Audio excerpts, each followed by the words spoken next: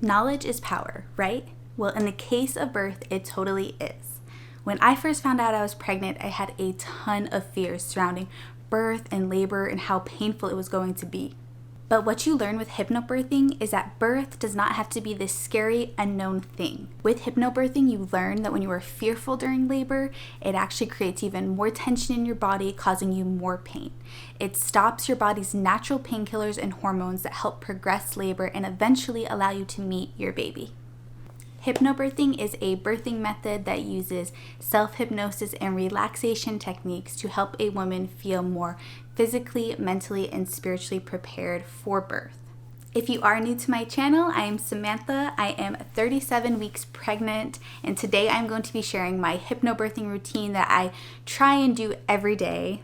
Hopefully this will help some of you mamas watching try out some new tips and techniques to feel less anxious and worried about your birth. In no way am I thinking that labor is just going to be a breeze and pain-free in every way, but I kind of like to think of it as a marathon. You know, you wouldn't just go jump on up and run one. Hopefully you've been training and preparing so when the time does come, you are ready. I first start my morning with laying out my yoga mat. I will usually just stretch my body lightly, follow a YouTube video for 3rd trimester pregnancy yoga, or some days just stretch on my birth ball for a little bit. Even more than physically preparing you, yoga will help you prepare mentally for the birth of your baby by teaching you to listen to your body and be in the moment without anticipation. Of course, you want to speak with your doctor first to make sure this is safe for you. My baby's head is already engaged. She is head down, ready to go.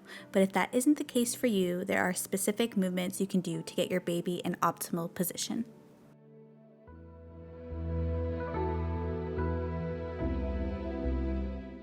So after yoga, I practice a hypnobirthing pain technique. And for this, you are going to need a bowl of ice cubes and a towel so you don't get wet, as well as a timer or just your phone. Doing this exercise mimics how uncomfortable contractions can be, but when you do your best not to think about the pain, it can help tremendously. When you first put the ice in your hand, you're going to want to start to breathe in and out very slowly and start to visualize your happy place. You want to be very creative with this and think of every sight, sound, smell, touch, and taste that you possibly can.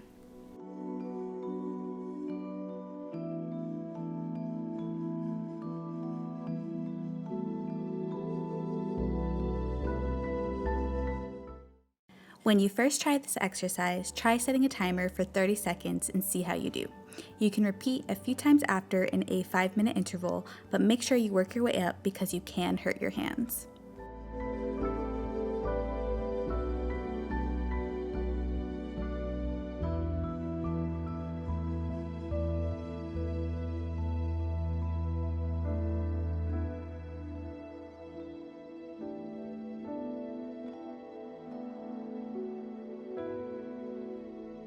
A positive stimulus helps when a painful stimulus is happening to our body.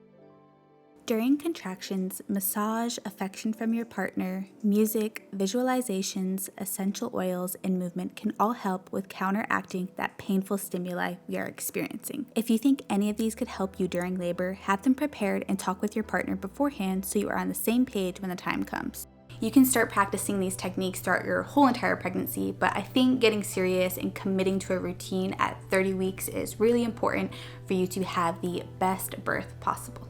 So in the evening, I really try and stay consistent with my hypnobirthing routine.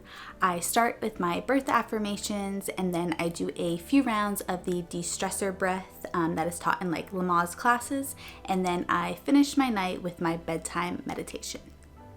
So you can find birth affirmations all over the internet and even buy like little decks of cards of birth affirmations, which are really cute. I think whatever speaks to you the most, just stick with. You know, you can hang these up on your wall, on your fridge, and just kind of remind yourself throughout the day. You know, you just want to have the right mindset when welcoming each contraction, and I think birth affirmations really help with that. When you are practicing different breathing techniques, you want to make sure you are relaxed and not tense. This breathing technique I practice quite often, and it is used during active labor as the Distressor Breath. A deep breath in and a long exhale. I don't like to add a count. Instead, imagine breathing in from your fingertips. The breath goes up your arm to the very top of your head. On the exhale, you are blowing your breath out. It is going down your entire body, around your baby, all the way down to your hips, knees, ankles, and out through the soles of your feet. Your body is lifting and opening for your baby. I close my eyes to allow myself to visualize this.